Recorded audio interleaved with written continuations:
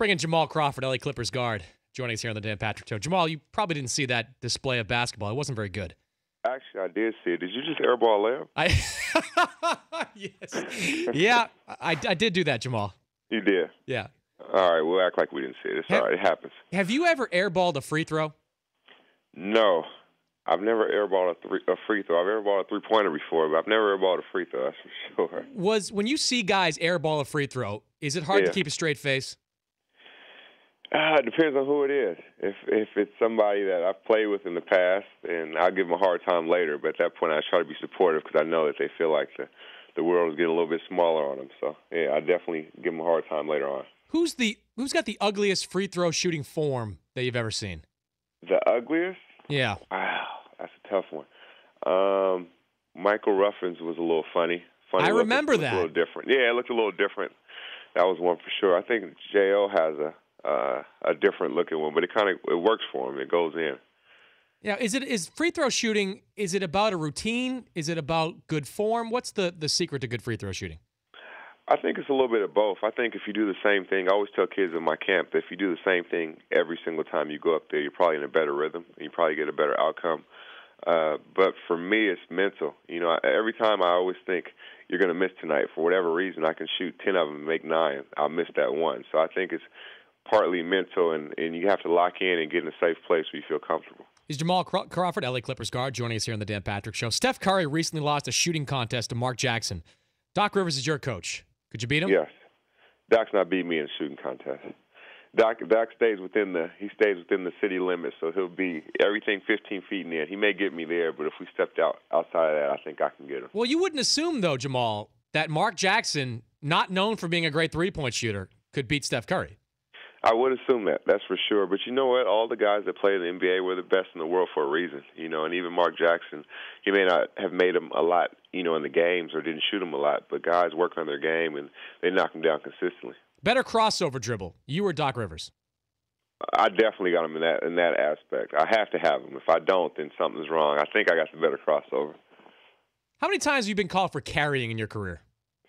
You know what? It usually happens every time in the preseason when we come back, and it's like they're trying to establish the rules and reinforce everything, even like delayed games and things like that, your jersey being tucked out, all those things. But I would say in my career, maybe 6-7 times a season. Are you surprised when it happens? I am, because it's usually the same type of move. It's the same move, yeah. You have the same dribble. Move. Yeah, I am a little surprised when that happens, but I understand they have a job to do. He's Jamal Crawford, Clippers guard, joining us here on the Dan Patrick Show. Your Michigan Wolverines doing pretty well. Surprised at how well they've done? Well. I am, honestly. I thought after last year's heartbreak, you know, having a chance to win a national championship, I thought it'd take them a little while, being a younger team, you know, but they're doing it. They're pulling it together, and I'm happy for them. So we're just going to ride out and see what happens. Surprised by Nick Stauskas and the way he's played this year? No, Nick works on his game. We stay in contact a lot as well, you know, and he works on his game. He's having fun. He never puts too much pressure on himself, but he wants to be really, really good, you know, and he's always working and he's always trying to improve, and he's been a great leader for them even at a young age, so I'm happy for him. You fill out a bracket this year?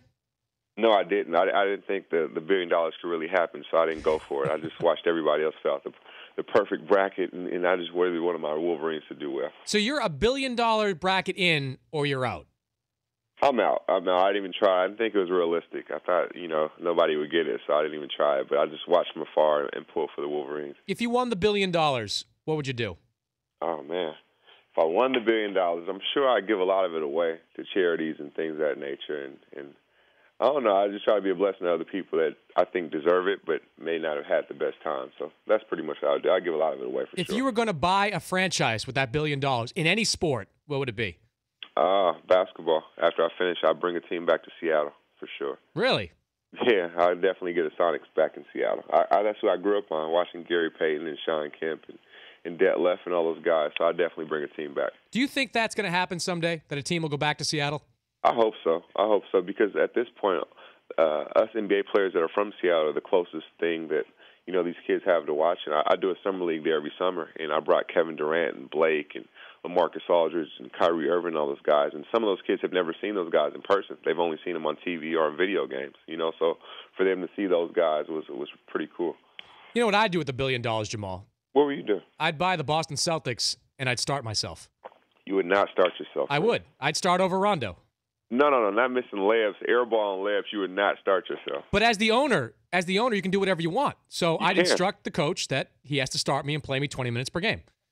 20 minutes? 20 minutes. Then I'm out of gas. All right, then you'll run out. Okay, then we'll get the real Rondo in there. Then you get Rondo in. Hopefully it's not a big enough lead that they've pulled away from us and we can still win a game. Yeah, that's why we can't have you winning the $1 billion. Is Jamal Crawford, Clippers guard, joining us here on the Dan Patrick Show. Jamal, you're a one-and-done guy. The conversation in the NBA and in college basketball is about changing that rule to make it at least 2 years out of high school before they can go to the pros. If you were in a position of power here, would you be in favor of allowing that rule change? No, I still think one-and-done is respectable because you're still going to college. You're still getting that experience. And, I mean, let's be honest. When guys come in the NBA young, it all depends on situation. Some guys go to teams that aren't that good, and they'll get a chance to play a lot. But if everybody needs to mature. You know, some guys do it in college, some guys do it in the NBA. I mean, I'm not the guy I was when I first came in at 19 years old in the NBA.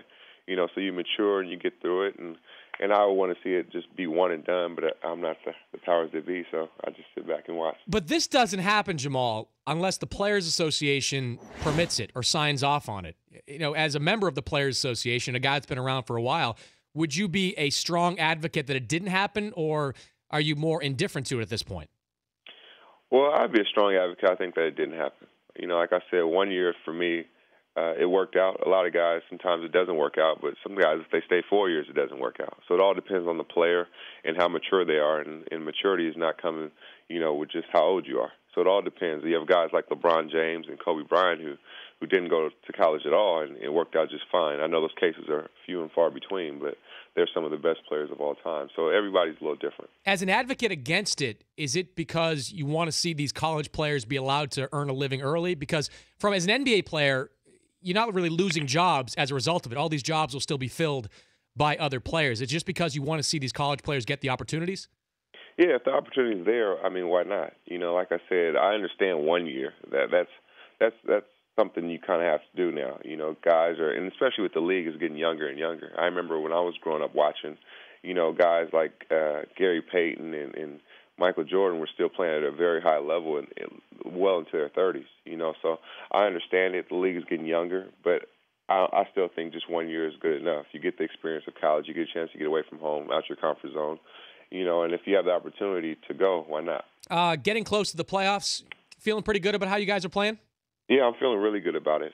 I think, you know, in the course of the season, you have ups and downs, but for us, we were continuing trying to build good habits and do things the right way every single night. And sometimes we don't always win, you know, but for the majority of the time, if we do what we're supposed to, we feel like we can come out on top. Is there a story that Doc Rivers likes to tell this year about his experiences in Boston?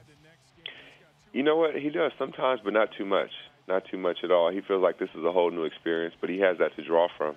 I remember the first meeting we had in training camp, and everybody was on the edge of their seats because, you know, Doc was kind of like America's coach when he was in Boston. Everybody loved Doc. And then when we first got the chance to meet him, he didn't bring up Boston one time. You know, it was all about us, and he told us, you know, basically what it takes to be a champion, you know, and he's done that. He's been to that mountaintop, conquered it, and then went back. So with us, we all couldn't wait to play for him, and to be honest with you, he's been even better, you know, than advertised, and we all love him. Is the relationship this year between Blake Griffin and Chris Paul better than what it was last year?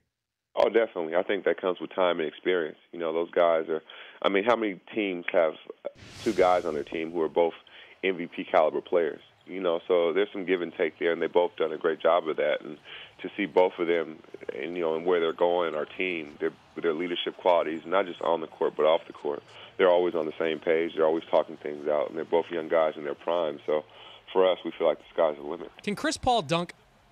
Yes, he does. He does. He actually does in warm-up. I threw him a lob. I think we were in New Orleans before we played. Yeah, we just played in New Orleans. I threw him an alley-oop, and he caught it and dunked it with two hands. So he does that maybe once a game. Who am I more likely to score on, you or Chris Paul? I think the masses would say me, but don't try it, Chris. It'll be problems.